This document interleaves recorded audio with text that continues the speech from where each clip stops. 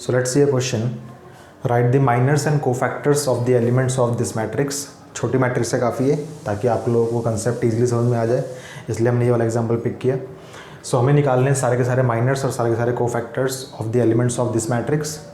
चलिए हम लोग निकालते हैं यहाँ पे. सो पहले हम बात करेंगे माइनर ऑफ, याद रखिएगा ये एलिमेंट है हमारा A11, ये एलिमेंट है हमारा A12, देन ये एलिमेंट है हमारा A21 एंड ये एलिमेंट है हमारा A22.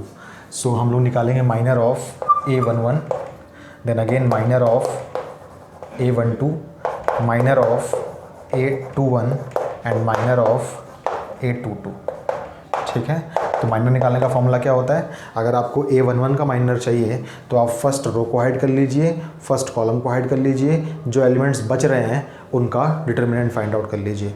सो यहाँ पे एलिमेंट बच रहा है सिर्फ 3 और डिटर्मिनेंट ऑफ एक स्क्वायर मैट्रिक्स जिसके अंदर सिर्फ एक ही एलिमेंट हो, उसका आंसर वही एलिमेंट ही होता है. सो यहाँ पे हमें मिल जाएगा 3. अगर हमें निकालना माइनर ऑफ A12 तो A12 के लिए क्या करना पड़ेगा? रो 1 को हाइड करना पड़ेगा एंड कॉलम 2 को हाइड करना पड़ेगा, जो एलिमेंट बच रहा है उसको हमें लिखना पड़ेगा. तो यहाँ हो जाएगा हमारे पास 4. देन एलिमेंट हमें निकालना माइनर ऑफ एलिमेंट A21 के लिए हमें रो 2 को हाइड करना पड़ेगा, कॉलम 1 को हाइड करना पड़ेगा. सो बचेगा हमारे पास -2. सो यहाँ पे आएगा -2. एंड देन हमें निकालना माइनर ऑफ A22 के लिए हमें रो 2 को हाइड करना पड़ेगा एंड कॉलम 2 को भी हाइड करना पड़ेगा. सो हमारे पास क्या बचा है यहाँ पे? 1. सो ये रेस्पेक्टिव एलिमेंट्स निकल गए हमारे पास माइनर्स के. ठीक है, नाउ हम बात करते हैं कोफैक्टर्स की. याद रखिएगा माइनर जो रिप्रेजेंट होता है वो रिप्रेजेंट होता है कैपिटल M से. सो ये हमारे पास M11 है, ये हमारे पास M12 है, देन ये हमारे पास M21 है एंड देन ये हमारे पास M22 है. सो ये एलिमेंट्स जो हैं हमारे रिक्वायर्ड माइनर के एलिमेंट्स हैं. नाउ नेक्स्ट जो हमारे पास आता है वो आता है कोफैक्टर्स निकालने के लिए. सो कोफैक्टर्स भी हम लोग इंडिविजुअल एलिमेंट्स का निकालते हैं. तो कोफैक्टर ऑफ हमें निकालना है A11, कोफैक्टर ऑफ हमें निकालना है A12. इसको हम लोग रिप्रेजेंट करते हैं A11 से. याद रखिएगा कैपिटल A से हम लोग कोफैक्टर्स को जनरली रिप्रेजेंट करते हैं और कैपिटल M से हम लोग जनरली माइनर्स को रिप्रेजेंट करते हैं. ये हो जाएगा A12. Then cofactor of A21 को रिप्रेजेंट करेंगे हम लोग A21 से एंड कोफैक्टर ऑफ A22 को रिप्रेजेंट करेंगे हम लोग A22 से. सो कोफैक्टर की डेफिनेशन हम सबको पता है वो क्या होती है?